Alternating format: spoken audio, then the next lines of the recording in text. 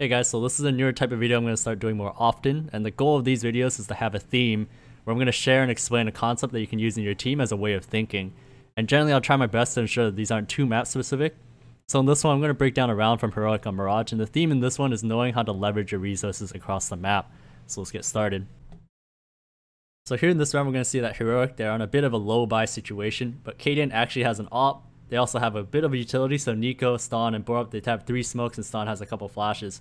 And when I talk about leveraging your resources, this can be more than just utility. It can also be a person, it could be a spawn, it could be any type of advantage that you can use to kind of help you win the round.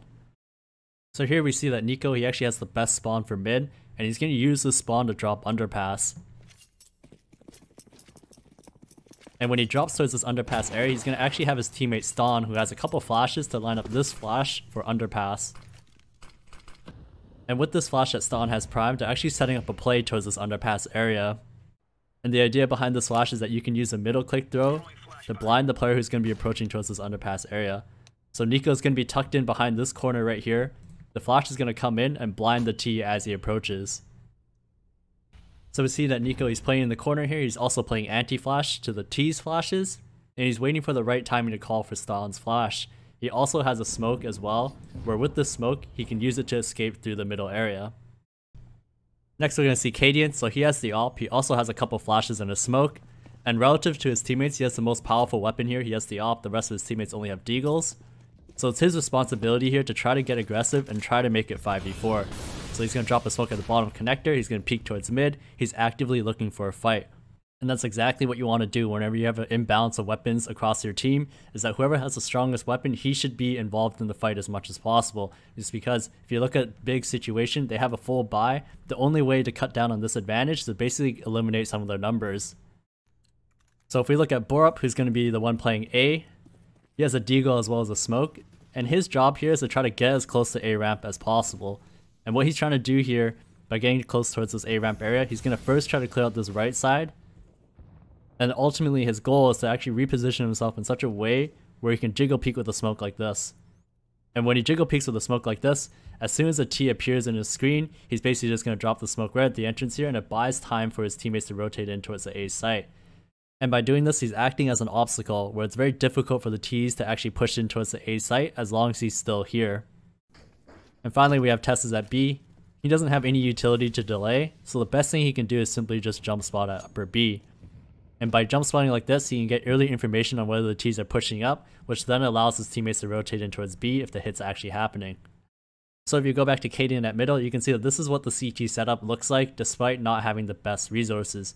You can see that they have a player towards A who's jiggle peeking with the smoke, they have a player at upper B who's jump spotting, and they have these 2 players here who have an underpass setup where they're getting ready to punish a T who decides to default down here, and they also lastly have Kaden who's spotting towards his top mid area. And given what the CTs have to work with, this is a pretty reasonable setup where the extremities are difficult to push, most of the resources are devoted to mid. They're trying to win this mid fight here, while their extremities will just try to delay. So if we continue with this round, we're going to see that Kaden's going to miss the shot to Tabson crossing over towards mid. He's going to be forced to fall back towards jungle. Unfortunately, this opens up space for Tabson to throw a flash in towards this connector area, while at the same time Kaden's trying to throw a flash over the connector so he can re-peek towards mid. And when this happens, Tabson's flash actually hits Kaden, so Kaden's going to need to use another flash to re-peek towards mid. And unfortunately, this opens up space for Tabson to be able to take down Nico towards underpass, while Kaden's re-peeking towards mid. And because of that, now the underpass setup is broken. So after this kill happens, this setup is no longer possible. So now Stan, he's actually going to stop priming the flash, and he's going to rotate over towards CT spawn. At the same time, the location of Kaden's AWP was revealed, so now he needs to reposition to a different location, and he's going to go over towards that B site. And now at this point, with the resources that Heroic have remaining, they need to figure out another way to win this round. So now at this point, Heroic need to reallocate their resources. So if we look at the extremity players, Borup, he still has a smoke towards A ramp. This player is still jump spawning at B, but he doesn't have any utility. Kaden, he has his AWP, but he doesn't have any utility. So as the AWPer, he's actually going to move over towards B, so that the T's, if they decide to hit towards B, they have to deal with the player who's jump spawning, and they have to deal with Kaden's AWP at the B site. Meanwhile, Stan, he still has a bit of utility. He still has 2 flashes and a smoke. He's going to come over towards this A site, and this A site is going to be defended simply using their utility. So now the thing that's remaining is the fact that they're in a heavy disadvantage, so they're in a 4v5 situation, they don't have much to work with, so they need to find another way to get aggressive. In their previous setup, their aggressive plays were the fact that they had the underpass setup and they had Kaden opting towards top mid, so now this time they need to find another solution.